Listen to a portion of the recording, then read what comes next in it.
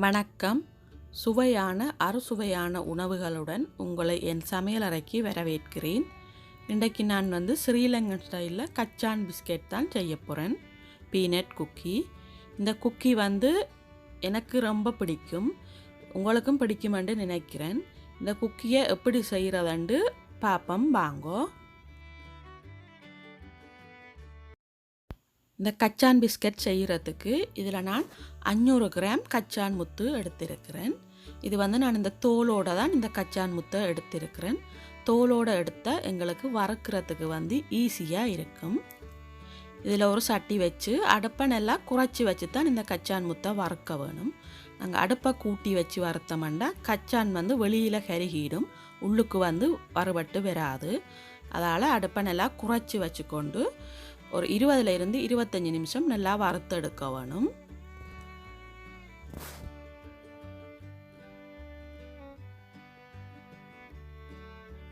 இப்போ நான் வறுக்க வலிக்கிட்டு ஒரு 20 நிமிஷம் ஆயிட்டுது. இந்த தோலின் கலரும் மாறி வருது, பார்த்தா தெரியும்.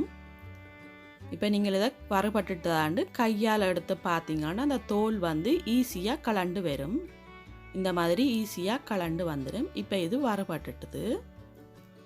இப்போ இதை நாங்கள் வேறு ஒன்றில் மாற்றிட்டு இதை நாங்கள் இந்த கையாலே கசக்கி இந்த தோலை எடுக்க வேணும். சூட்டோடு நீங்கள் அப்படி செய்தீங்கன்னா தோல் எங்களுக்கு ஈஸியாக கலண்டு வந்துடும். இப்போ நான் இந்த கச்சான் முத்துண்ட வெளித்தோல் எல்லாத்தையும் எடுத்துட்டேன். இப்போ ஒன்றுமே அதில் இல்லை. இப்போ இந்த கச்சானை நாங்கள் ஒரு மிக்சி ஜாரில் போட்டு ஒரு தரம் சுற்றி எடுத்தோம்னா அது நல்ல அறுவல் நொறுவலை அரைபட்டு வந்துடும். இந்த மாதிரி அரைச்செடுக்க வேணும். நீங்கள் ஃபுட் ப்ரெஷர் இருந்தால் அதுலேயும் போட்டு எடுத்தீங்கன்னா இந்த மாதிரி அரைச்சி வரும். நான் இப்போ இதில் தான் மாஜரீனை அடிச்செடுக்க போகிறேன். இதில் 500 கிராம் மாஜரீன் இருக்குது. இந்த மாஜரீனை போட்டு ஒரு 5 நிமிஷத்துக்கு இந்த மாஜரீன் சாஃப்ட் ஆகும் வரையும் அடிச்செடுப்போம்.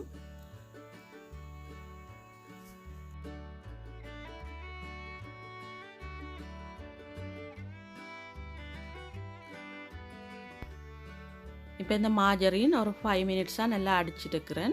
நல்லா சாஃப்டாயும் வந்துட்டுது, கலரும் மாறி வந்திருக்குது. இப்போ நாங்கள் இதுக்குள்ள சுகர் போடுவோம்.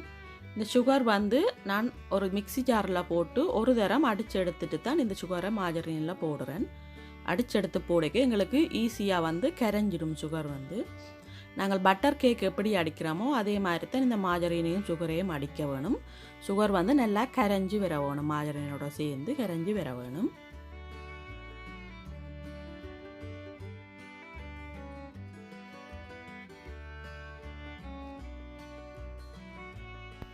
இப்போ நீங்கள் இதை எடுத்து பார்த்தீங்களா தெரியும், கையில் எடுத்து பார்க்க தெரியும் சுகர் கரைஞ்சிருக்க கரையிலையாண்டு. இப்போ இது நல்லா கரைஞ்சி வந்திருக்கு இந்த சுகர்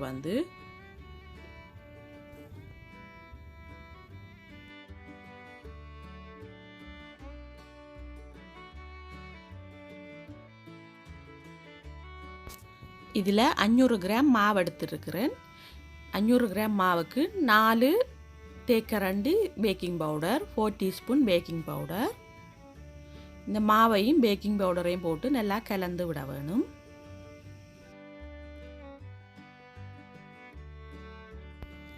இப்போ கலந்து வச்சிருக்கிற மாவை கொஞ்சம் கொஞ்சமாக போட்டு மாஜரினோட மிக்ஸ் பண்ணி விடுங்கோ. அடிக்கிற ஸ்பீடை குறைச்சி வச்சுக்கொண்டு மிக்ஸ் பண்ணுங்க, இல்லாட்டி மாவு வெளியிலெல்லாம் பறந்துடும். இதில் 4 டீஸ்பூன் வெனிலா இருக்குது. இந்த வெனிலாவையும் இதுக்குள்ளே விட்டு இன்னும் முறுக்க நல்லா மிக்ஸ் பண்ணி விடுங்க.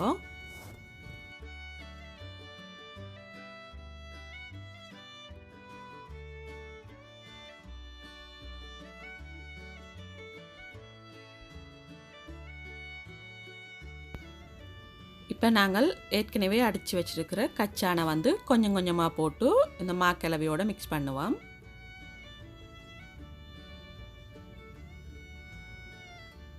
இந்த மாதிரி கொஞ்சம் கொஞ்சமாக போட்டு மிக்ஸ் பண்ணிங்கன்னா சரி.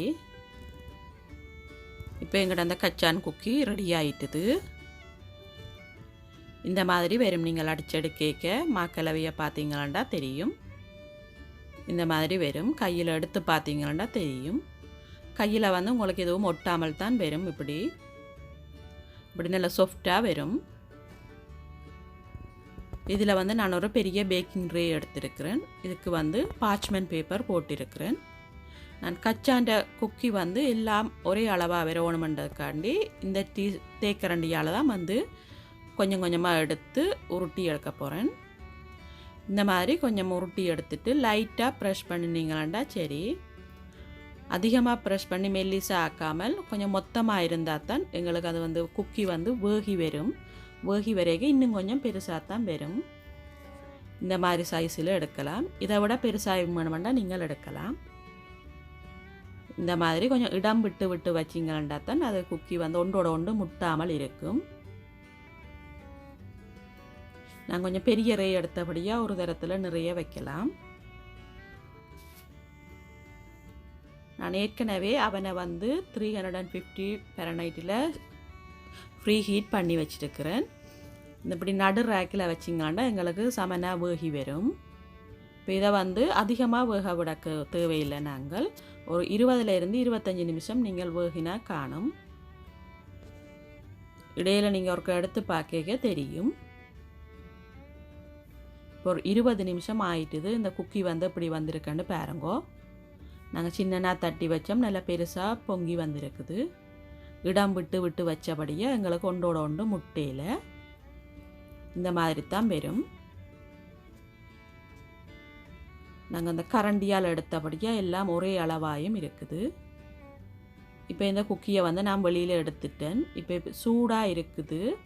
சூடாக ஆறுனா தான் நல்லா மொரண்டு வரும். நீங்கள் நடுவில் பிச்சு பார்த்தீங்கன்னா தெரியும், கொஞ்சம் சாஃப்டாக இருக்கிற மாதிரி இருக்கும். இது வந்து சூடு நல்லா ஆறினா பிறகு அந்த சாஃப்ட் எல்லாம் மாறி நல்லா மொரண்டு வந்திருக்கும். இப்போ இந்த குக்கி வந்து நல்லா ஆறிட்டுது. நான் இதை பாருங்கள் எப்படி இருக்குன்னு. இப்போ நல்லா டேஸ்ட்டாக மொரண்டு வந்திருக்கு இந்த குக்கி. இப்போ நான் உங்களுக்கு இதை உடைச்சி காட்டுறேன் எப்படி இருக்குமெண்டு. இப்போ நல்லா சாஃப்டாக இருக்குது மொரண்டு. முதல்ல எங்களுக்கு நடுவில் வேகாத மாதிரி இருந்தது. ஆறி வர இது நல்லா வேகி வந்துட்டுது. இவ்வளவுதான் இந்த குக்கி செய்கிற வேலை. நல்லா ஈஸியாக செய்திடலாம். இந்த கச்சான் பிஸ்கட் வீடியோ உங்களுக்கு பிடிச்சிருந்தா என்னுடைய வீடியோவுக்கு லைக் பண்ணுங்க, ஷேர் பண்ணுங்க, கமெண்ட்ஸ் பண்ணுங்க. புதுசாக பார்க்குற நீங்களாக இருந்தால் என்னுடைய சேனலை சப்ஸ்கிரைப் பண்ணிடுங்க. இவ்வளவு நேரமும் என்னுடைய வீடியோவை பார்த்ததுக்கு மிகவும் நன்றி. இன்னும் ஒரு சமையல் குறிப்புடன் உங்களை சந்திக்கின்றேன். நன்றி, வணக்கம்.